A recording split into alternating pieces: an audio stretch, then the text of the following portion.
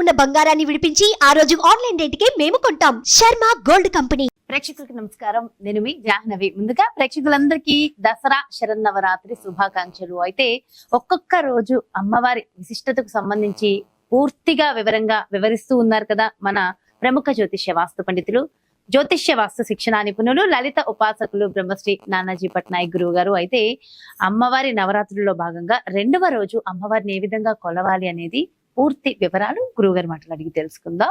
నమస్కారం గురుగారు. శ్రీమాత్రే నమః. అయితే గురువుగారు, మరి దసరా శరన్నవరాత్రులు మంచి పాజిటివ్ ఆరా ఉన్నటువంటి ఈ రోజులలో రెండవ రోజుని అమ్మవారిని ఏ విధంగా పూజించడం వల్ల సకల సౌఖ్యాలు కలుగుతాయంటారు? రెండో రోజు అంటే ఒక్కొక్క ప్రాంతం బట్టి మారుతుంటుంది. కామన్గా ఏంటంటే వేదగాయత్రి అనేటువంటి చేస్తారు. అదేవిధంగా త్రిమూర్తి అనేటువంటి అమ్మవారిని కూడా పూజిస్తారు రెండో రోజు. త్రిమూర్తి అనేటువంటి ఏదైతే ఉంటుందో అవతారాల్లో ఆ యొక్క అవతారాన్ని కూడా పూజించడం జరుగుతుంది. అయితే ఈ అమ్మవారికి ప్రత్యేకంగా చక్కెర ఉంటుంది. చక్కెరతోనే అభిషేకం చేస్తారు. చక్కెర ఇప్పుడు మామూలుగా షుగర్ వేరు, మనకి కండ చక్కెర అవునవును, అది దాన్ని వాటర్ లో కలిపి ఆ వాటర్ ని కూడా అభిషేకంగా చేస్తారు. అంటే పట్టిక బెల్లం లాగా ఇట్లా చిప్ లాగా ఉండదు, చిప్స్ అంటాం మామూలుగా ప్రసాద నివేదన కోసం. మనకి మామూలుగా ఇక్కడ ఏంటంటే మన తిరుపతిలో కూడా దాని ఇంకో పేరు ఉంటుంది, దాంతో చేస్తూ ఉంటారు. అయితే ఇక్కడ ఏంటంటే ఫస్ట్ ఆఫ్ ఆల్ ఈ యొక్క అమ్మవారిది చేసేటప్పుడు పర్టికులర్ గా ఏంటంటే ధర్మార్థ కామ్య మోక్షాలు ఇస్తుంది అమ్మవారు అని అంటూ ఉంటారు. మీరు చూడండి, ఇప్పుడు గాయత్రి జపం ఎవరైనా చేస్తున్నారు అనుకోండి, గాయత్రి జపంలో సహజంగా బయటికి చెప్పకూడదు. చాలామంది ఏం చేస్తారంటే బయటికి చెప్తుంటారు, బయటికి అసలు పలకకూడదు. చాలామంది కాలింగ్ బెల్స్కి కానివ్వండి, లేనట్లయితే అదేవిధంగా మనకి కొన్ని వాటిల్లో అంటే రింగ్ టోన్స్గా కానీ పెట్టుకుంటూ ఉంటారు. అసలు గాయత్రి జపాన్ని బయటికి చెప్పకూడదు అంటూ ఉంటారు. గుర్తుపెట్టుకోండి, గాయత్రి జపం ఎవరైనా సరే లోపల చేసినట్లయితే దాంట్లో ప్రచోదయాత్ అని ఉంటుంది. అంటే సనాతన ధర్మం కానివ్వండి, మన దేవత సంబంధించినంతా కూడా జ్ఞానసిద్ధి కోసమే. ఎందుకంటే కర్మకి బద్దులుగా ఉంటారు దేవతలు ఎప్పుడు కూడా, గుర్తుపెట్టుకోండి. ఆ కర్మకి బద్దులుగా ఉంటూ మనకి దాని మీద జ్ఞానాన్ని ఇస్తూ ఉంటారు. ఈ 9 రోజులు కూడా ఏంటంటే పర్టికులర్గా మనకి జ్ఞానం పెరుగుతుంది. ఫస్ట్ పాయింట్ నెంబర్ 1 గుర్తుపెట్టుకోండి. జ్ఞానంతోనే ఎన్నో వస్తుంటాయి. జ్ఞానమే కదండి, జ్ఞానం లేదా అంటూ ఉంటాం మనం. ఒక్క జ్ఞానంతో ఎన్నో నేర్చుకోవచ్చు. కాబట్టి ఏంటంటే ముఖ్యంగా జ్ఞానము, అదేవిధంగా అనేకమైనటువంటి విషయాలపైన మనకి ఒక పట్టు పెరగడం, ఇట్లాంటివన్నీ కూడా జరుగుతూ ఉంటుంది పర్టికులర్గా గాయత్రి ఆరాధన చేసినప్పుడు.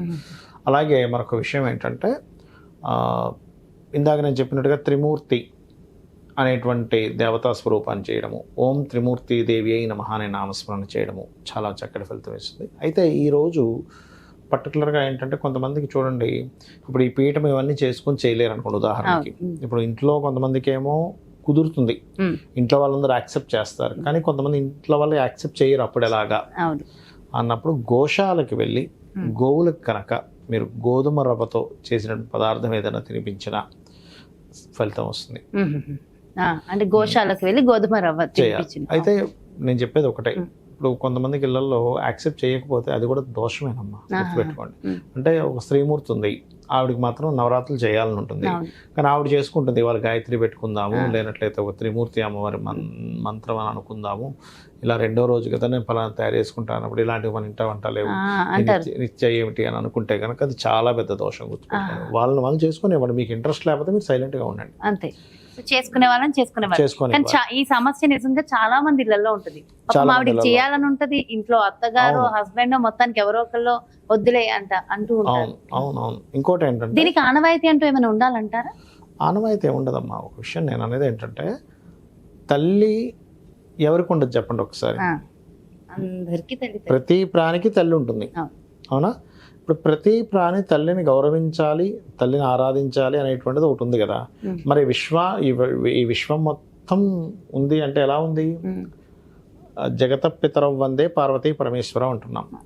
ఈ గాయత్రీదేవిది అదేవిధంగా త్రిమూర్తి అమ్మవారి యొక్క ఆరాధన చేస్తే పుత్ర అభివృద్ధి జరుగుతుంది అని శాస్త్రవచనం. పుత్ర పౌత్రాభివృద్ధి అంటూ ఉంటారు. అంటే కొంతమందికి పిల్లలు చూడండి పుట్టరు, లేదా పుట్టినా వాళ్ళకి అభివృద్ధి ఉండదు. కొంతమంది అంటుంటారు, ఏమిటోనండి మా అబ్బాయి పుట్టాడు మాకు, కానీ ఆనందం లేదు, ఎందుకంటే ఎప్పుడు ఏదో అనారోగ్యం వస్తుంది, లేకపోతే చదవట్లేదు, లేకపోతే వేస్ట్ అయిపోతుంది వాటి టైం అంతా కూడా. వాడు సరైన మార్గంలో వెళ్ళలేకపోతున్నాడు. ఎందుకు వెళ్ళలేకపోతున్నాడు అంటే గాయత్రీదేవి సాధన చేసే వాళ్ళకి ఏమవుతుందంటే వాళ్ళకి ప్రచోదయాత్ అంటే అసలు ఏం చేయాలి. గాయత్రి అంటే ఏంటి? సూర్యుడి యొక్క కిరణాలు గాయత్రి. సూర్య కిరణాలు గాయత్రి అంటే ఏంటి? వెలుగు. చీకట్లో ఉన్నటువంటి నిన్ను బయటికి తీసుకురావడం, అవునా కదా? అలా ఈ రెండో రోజు చేసేటువంటి ఫలితము కేవలం మీకు మాత్రమే కాదు, మీ సంతానానికి వారి అభివృద్ధికి ఉంటుంది. ఇది మెయిన్గా గుర్తుపెట్టుకోవాలి. అలాగే ఈ నవరాత్రులు కూడా చేసేటప్పుడు ఏంటంటే దీక్షగా తీసుకుంటే మాత్రం చక్కగా చాపేసుకొని బ్రహ్మచర్యం పాటించి చాప మీద పడుకోవాలి. మరొక విషయం ఏంటంటే ఇక్కడ ఒక ముఖ్యమైనటువంటి విషయం చెప్తాను. చాలామంది ఏం చేస్తారంటే స్నానం చేస్తారు, రెడీ అవుతారు, మళ్ళీ వీళ్ళు మంచం మీద కూర్చుంటారు. అలా కూర్చున్నారంటే మీరు చేసిన పూజకి వేస్ట్ అయిపోతుంది. మంచం మీద కూర్చోకూడదు. చాలా మంది తెలియక ఏం చేస్తారంటే స్నానం చేస్తారు, ఇంకా పూజ రెడీ అవ్వాలి చేస్తున్నా అని చెప్పని గబుక్కని పోయి మంచం మీద కూర్చుంటారు. మళ్ళీ పోయి సోఫాలోనే కుర్చీలోనే కూర్చోవచ్చు. ఆ సోఫా కుర్చీల మీద కూర్చోవచ్చు. మంచం మీదకి ఎక్కారు అంటే మళ్ళీ స్నానం చేసి వస్త్రాలు మార్చుకోవాల్సింది గుర్తుపెట్టుకోండి. చాలా ముఖ్యమైనటువంటి విషయం. అందుకే నేను మా ఇంట్లో కూడా ఇప్పుడు వేరే వాళ్ళకి కూడా తెలిసిన వాళ్ళకి చెప్తున్నామా, మీరు స్నానం చేస్తే పూజ చేసుకున్న తర్వాత మళ్ళీ వెళ్ళండి కావాలంటే. కానీ పూజ చెయ్యకముందు మీరు మంచాన్ని తాకినా అక్కడ కూర్చున్నా అక్కడ కాసేపు పడుకొని రెస్ట్ తీసుకుని వెళ్దామని అనుకున్నారు. అనారోగ్యంతో ఉన్న వాళ్ళు వేరే విషయం. ఇప్పుడు అనారోగ్యంతో ఉంది, వాళ్ళకి పడట్లేదు, ఒకటి కళ్ళు తిరిగాయి, అది సంథింగ్ అనీజీగా అయిపోయింది, అప్పుడు వేరు. కానీ స్నానం చేసి పూజ చేసుకోవాల్సిన వాళ్ళ మంచం కనుక టచ్ చేసి అక్కడ కూర్చొని పడుకున్నట్లయితే మీరు చేసిన పూజ ఫలితం రాదు. ఇలాంటి చిన్న చిన్న విషయాలు తెలియదు చాలా మందికి, అది మెయిన్గా గుర్తుపెట్టుకోవాలి. అలాగే ఈరోజు కొంతమంది చక్కెర పొంగలు కూడా పెడతారు. కాకపోతే నేను మీకు ఇందాక చెప్పినట్టుగా ఆ చక్కెరతో తయారు చేసినటువంటి పదార్థాన్ని కనుక నైవేద్యంగా పెట్టినట్లయితే చాలా చక్కటి ఫలితాలు వస్తాయి వారికి. ముఖ్యంగా పుత్రపౌత్రాభివృద్ధి అంటూ ఉంటారు. ఈరోజు ప్రత్యేకంగా వీలైనంత మటుకు గాయత్రి మంత్రాన్ని జపించడం చేస్తే చాలా మంచిది. అనుష్ఠానం లేదు, ఓం గాయత్రీదేవి నమః అనుకోవచ్చు. ఇప్పుడు చాలా మంది గాయత్రి మంత్రం ఉండాలని లేదు, కానీ గాయత్రీదేవికి నమస్కరించుకుంటున్నాను అనుకోవచ్చు. గాయత్రీదేవి అంటేనే జ్ఞానం ప్రదాత కాబట్టి ఓం గాయత్రీదేవి నమః. అయితే ఇందులో పర్టికులర్ గా ఒక్కొక్క దేవత కొన్ని లగ్నాలు కొన్ని రాసుల వారికి ఇంకా బాగా ఎక్కువగా కనెక్ట్ అవుతుంది. అందులో చూసుకున్నట్లయితే మేషలగ్నం పంచమాధిపతి, సింహలగ్నం లగ్నాధిపతి, ధనుర్లగ్నం భాగ్యాధిపతి, లేదా పంచమంలో ఎవరికైనా రవి ఉన్నాడు అనుకోండి, మీ జన్మజాతకం 12 లగ్నాల్లో ఏదైనా ఒక లగ్నం అయింది, ఆ లగ్నాత్ పంచమాధిపతి వెళ్ళి రవితో కలిసి ఉన్నా లేకపోతే పంచమంలో రవి ఉన్నా మీరు గాయత్రి ఉపాసన ఈ 9 రోజుల పాటు మనకి దసరా దశమి వరకు ఉండేటువంటి రోజులు ఏవైతే ఉన్నాయి, ఇన్ని రోజులు మీరు రోజు కనుక ఓం గాయత్రీదేవి నమః అనుకుంటున్నారు, ఆ రోజు ఆ దేవతను చేస్తారు. కానీ రెగ్యులర్గా చేసేది మీరు ఏమైనా గాయత్రి చేశారనుకోండి, ఉదాహరణకి అభివృద్ధి అనేటువంటిది ఖచ్చితంగా ఉంటుంది. ముఖ్యంగా గాయత్రి జపం చేయడం వల్ల ఏంటంటే పాపము దగ్ధమవుతుంది అంటూ ఉంటారు. ఏ పూట చేసిన పాపం ఆ పూట దగ్ధమవుతుంది అంటూ ఉంటారు. గాయత్రి మంత్రము వినడం వల్ల కూడా ఆ ఫలితం ఉంటుందంటారా? కాదమ్మా, ఒకటి గుర్తుపెట్టుకోండి, గాయత్రి మంత్రానికి ఉన్నటువంటిది ఏమిటంటే ఒకటి మీరు గురువుల దగ్గర తీసుకొని చేయాలి. వినడము అంటే ఎలా వింటారు? ఇప్పుడు మామూలుగా చూడండి, తండ్రి కొడుకు గాయత్రి చెప్పేటప్పుడు చెవులో చెప్తాడు, బయట బహిరంగంగా చెప్పడం. అంటే దాని అర్థం ఏమిటి? బహిర్గతంగా వాటిని ప్లే చేయడాలంటూ చేయకూడదని. మరి ఇప్పుడు అందరూ గాయత్రి కాలర్ ట్యూన్స్ గా కూడా పెట్టేసుకుంటారు. తప్పది, తెలియక పెట్టుకుంటున్నారు, అది తెలియక పెట్టుకుంటున్నారు, అది తప్పు.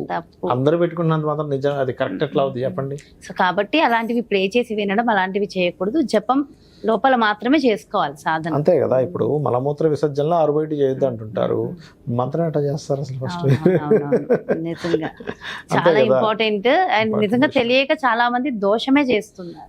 తెలియక, ఇప్పుడు తెలిసి చేస్తారని నేను అన్న, ఇప్పుడు కూడా తెలియక ఏముందిలే వాళ్ళు వింటున్నారుగా, అది భక్తి భావంతో నేను గాయత్రి ఇది పెట్టుకుంటున్నాను అనేటువంటి భక్తి భావంతో చేస్తుంటారు. కానీ వన్స్ మీరు కనుక ఈ 9 రోజులు ఎవరైతే గాయత్రి చేయగలుగుతారో వాళ్ళకి కలిగే ఫలితం ఏమిటి అంటే వాళ్ళు తర్వాత నుంచి చేసే పూజా ఫలితాలు బాగా ఫలిస్తాయి. నిజంగా రెండవ రోజు అమ్మవారి విశిష్టత ఎంతో చక్కగా వివరించారు గురుగారు. Thank you so much. నమస్కారం. శ్రీమాత్రే నమః. చూసారు కదండి, మరి రెండవ రోజు వేద గాయత్రి అమ్మవారి పూజని ఏ విధంగా చేసుకోవాలి, ముఖ్యంగా దానివల్ల కలిగే ఫలితం ఏంటి, ఎలాంటి నైవేద్యాన్ని సమర్పించాలి, మరి ముఖ్యంగా కొన్ని లగ్నాల వారికి ఈ అమ్మవారు ఎంత చక్కగా కనెక్ట్ అవుతారు అనేది కూడా ఎంతో డీటెయిల్ గా వివరించారు కదా గురువు గారు. ఖచ్చితంగా కుదిరిన వాళ్ళందరూ కూడా అమ్మవారి ఆశీర్వచనాలు పొందాలని మనస్ఫూర్తిగా కోరుకుంటూ మరి ప్రత్యేకమైన కార్యక్రమంతో 3వ రోజుకు సంబంధించిన వీడియోతో మళ్ళీ మీ ముందుకు వచ్చేస్తాను. మరి అలాగే మీ యొక్క జాతకానికి సంబంధించి కానీ లేదంటే మీ ఇంటి వ్యాపార వాస్తుకు సంబంధించి కానీ గురువు గారిని సంప్రదించాలి, అపాయింట్మెంట్ కావాలి అనుకుంటే క్రింద డిస్ప్లే అవుతున్నటువంటి నెంబర్స్ కి కాల్ చేయగలరు. నమస్కారం.